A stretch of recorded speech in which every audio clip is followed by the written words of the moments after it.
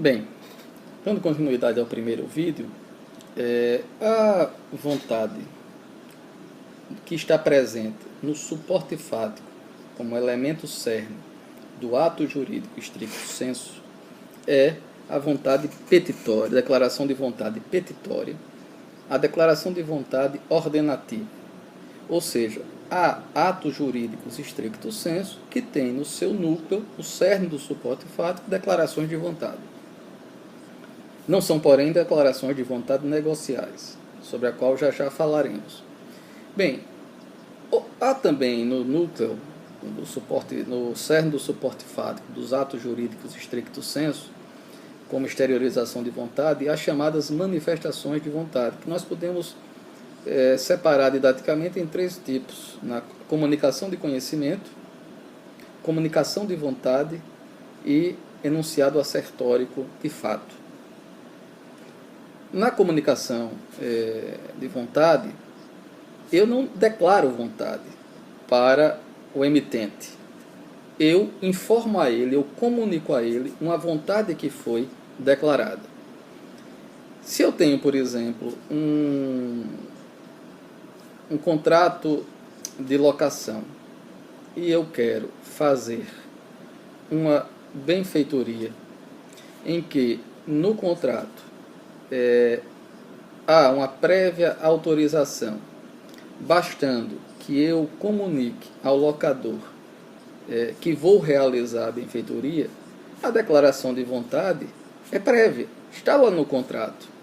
Mas eu sou obrigado a comunicar o exercício daquela vontade. Então eu comunico ao locador a vontade já declarada que eu estou exercendo.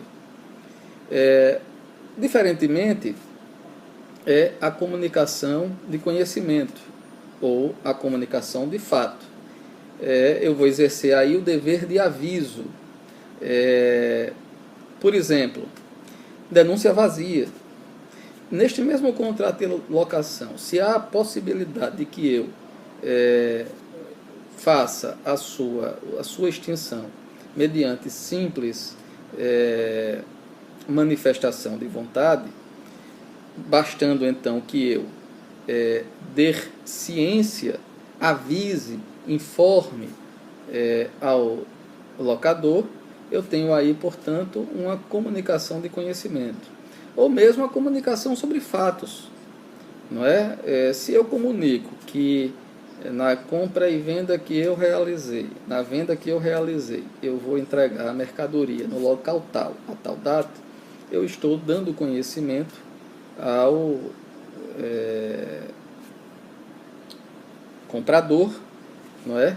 De como é que eu vou realizar aquela compra anteriormente feita. Quer dizer, eu tenho, portanto, tanto uma situação de fato anterior, quanto uma situação, uma declaração de vontade anterior que eu tenho ou que comunicar conhecimento ou comunicar vontade. E, finalmente, eu fazer um enunciado de fato. Isso acontece muito no processo civil, por exemplo, quando a testemunha menciona fato que ela teve conhecimento. Quando eu comunico conhecimento, eu comunico algo sobre o qual eu fiz ou estou fazendo. Quando eu faço um enunciado material, um enunciado assertórico, sobre fatos, eu estou comunicando fatos que eu tive conhecimento. Então, quando testemunho tal coisa, eu declaro, eu enuncio tal coisa, eu estou manifestando, não estou declarando vontade alguma, eu estou me manifestando sobre um fato que eu tive, eventualmente, conhecimento. Pois bem, esses são elementos do suporte fático do ato jurídico stricto sensu. O negócio jurídico, ele tem no seu cerne a vontade negocial. O que é a vontade negocial? É quando há o exercício de um poder de disposição em que eu me auto-vincule, criando, modificando ou extinguindo direitos, pretensões e ações. Veja, para o negócio jurídico não quer dizer que eu tenha que dispor totalmente sobre os efeitos que o negócio venha a ter. Há negócios jurídicos em que os efeitos estão todos previamente pré-determinados.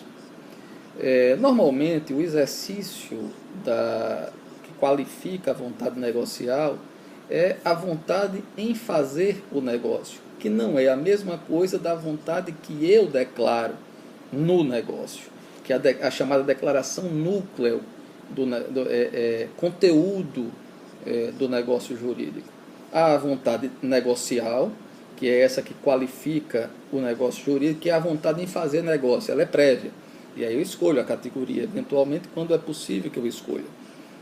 E tem a vontade conteúdo do exercício dessa vontade negocial, que é a vontade objeto, que é a vontade conteúdo. Por exemplo, quando eu celebro um contrato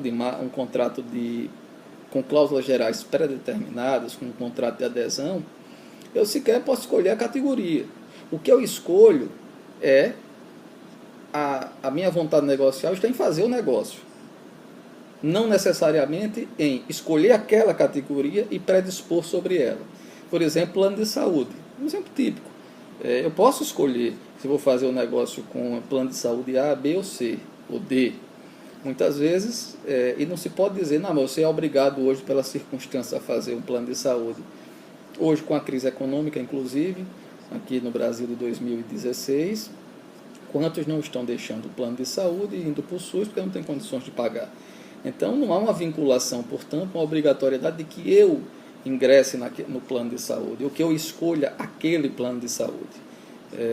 Essa vontade negocial, ela, portanto, existe, de fazer o contrato de plano de saúde. Agora, eu não predisponho um modelo que já boa parte dele é regulamentado, ou o plano de saúde já impõe as cláusulas, as condições gerais dos contratos, nas cláusulas predispostas. Certo? Isso não altera, portanto, o negócio jurídico, a manifestação de vontade e a declaração de vontade. Há autores que veem nesses negócios de adesão com cláusulas, com condições gerais ou cláusulas pré-determinadas, que não haveria aí vontade, portanto não seria negócio jurídico. Entre eles o alagoano professor Paulo Luiz Neto Lobo, no seu curso de Direito Civil. Não é bem assim, porém, com todas as vênias. Na verdade, a vontade que se negocial típica não é a de predispor. E, na verdade, essa posição do professor Paulo Luiz Neto Lobo decorre de adotar a lição do professor Marcos Bernardes de Mello, uma interpretação, como eu disse, que não me parece correta do pensamento de Pontes de Miranda, de que a distinção entre o ato jurídico stricto sensu e o negócio jurídico seria a possibilidade de escolher a categoria e os efeitos. Não se trata desse critério o adequado, por razões que eu já disse. Não se classifica fato jurídico pelos seus efeitos, mas sim pelo conteúdo do seu suporte fático.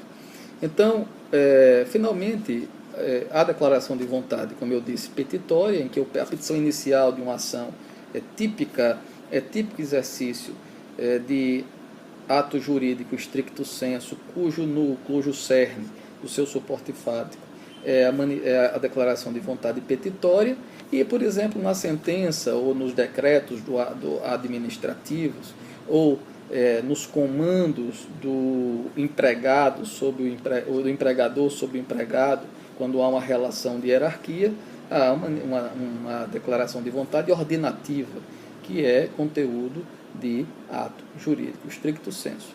A única declaração de vontade, portanto, que forma o cerne, o suporte fático do negócio jurídico, é aquela vontade negocial que ela autovincula o emitente.